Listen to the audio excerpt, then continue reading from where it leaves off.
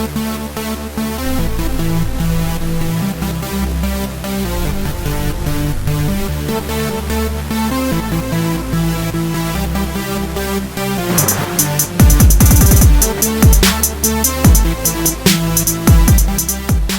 not going to lie to you, I don't like eco cars. I spent a lot of years driving around in some of the world's fastest cars and they were brilliant. What I hate is the Toyota Prius, milk floats, golf carts, all those things, they're rubbish. Hate them, hate them, hate them. Until now, when finally you can get a car that delivers everything you want without compromise, but best of all, it costs almost nothing to fuel up, almost nothing to commute, no road tax, no congestion charge, massive MPG. What's not to like?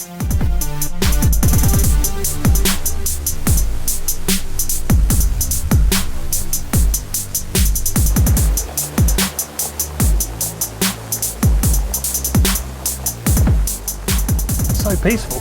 We've already bumped about 3 deer on the drive over. In fact, it's so quiet that Mitsubishi have fitted a special device down here that actually adds sound so that pedestrians know that you're approaching, because if they don't hear the car coming off and they don't know they're going to about to get knocked over by David on his shopping trip to Waitrose.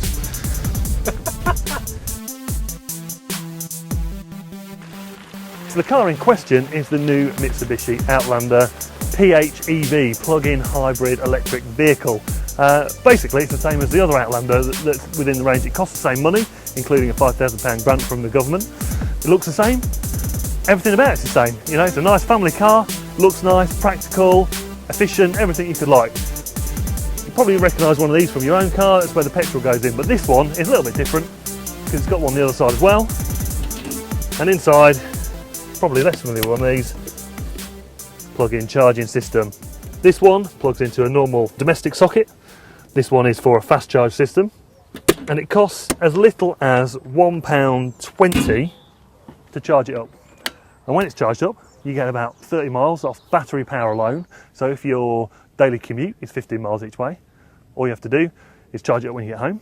If you've got a charging point at the office or the estate or wherever it is you're going, you can charge it there, just plug it in, away you go. So for a lot of people, they'll find they'll never have to use petrol.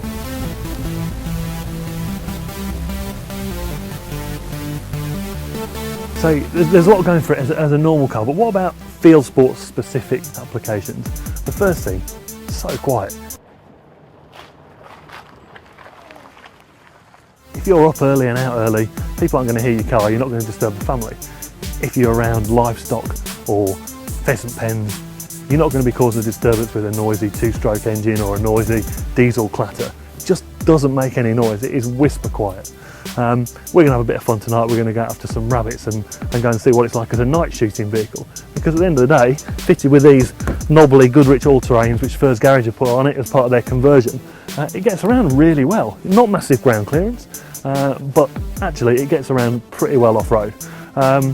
You know, if you're a stalker, if you want to, you know, if you're operating in areas where you don't want to cause a kerfuffle, you know, either very early in the morning or late at night, excellent. And if you're in a state and you want to prove your green credentials, but you don't want to upset your keeper by giving them something that's not going to do the job, this might be a good choice.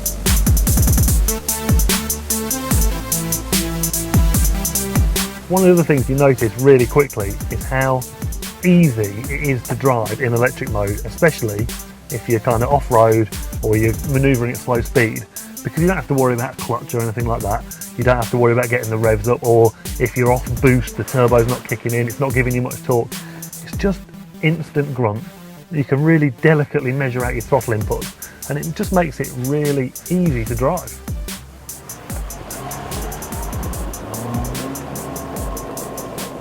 As soon as you ask for maximum acceleration, once it's kind of past the limits of the performance of the electric motor, the petrol engine kicks in seamlessly. You're not going to feel a sudden change between the electric power and the petrol power when you're driving on the motorway. If you need to overtake a car and you're pottering along in electric mode, as soon as you demand that performance, the petrol engine will kick in, bosh, away you go.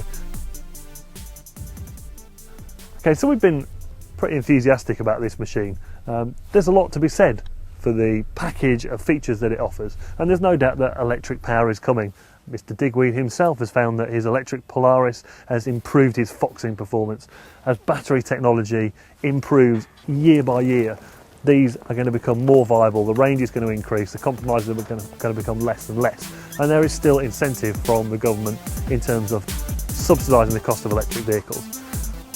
I can't see why, if you fit the demographic that this is aimed at, you should consider anything else. Dom has been testing the special edition Mitsubishi Browning PHEV offered exclusively by the Furs Garage in Oxfordshire, who incidentally have just won Mitsubishi's UK Dealer of the Year for the second year in a row. Prices for the PHEV Outlander start from just over 28,000 quid, which is Forester and Qashqai money, and includes the £5,000 government plug-in grant. For more information, please go to bit.ly/BrowningCars. Next week we try and convince Andy Crow that it's in fact powered by fairy dust.